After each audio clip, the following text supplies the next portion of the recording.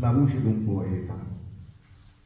La voce di un poeta è come una pistola, fa scruscio e poi dallo scirocco vola, scoprecchia l'altarello comunette e condanna la malvagità della gente.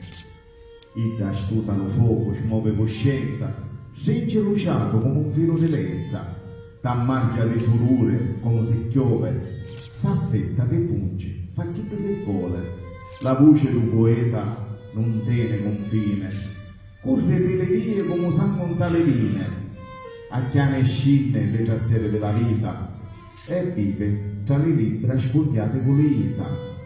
È un pensare diverso tra figlio e pace, è smescare le pensiere di certe politici lace, è schifiare una giornalista che fa disparità, è una lama potente che ti taglia a metà. La voce di un poeta è aria di canciamento, è tramontana di luce sciusciata dall'uvetto, è una scritta di mano che ne riporta la pace, è un grido di denunzia che firma e non tace. La voce di un poeta è una vasata per nuace, è dire che tu che si pensa era manza a poace, è lassare e postere un pezzo di ceneretto, o posto di una spada e di un mantello. La voce di un poeta è una gran camorria, che ne piglia una monta nel santuria, stava tu prezioso che chiamava poesia. Grazie.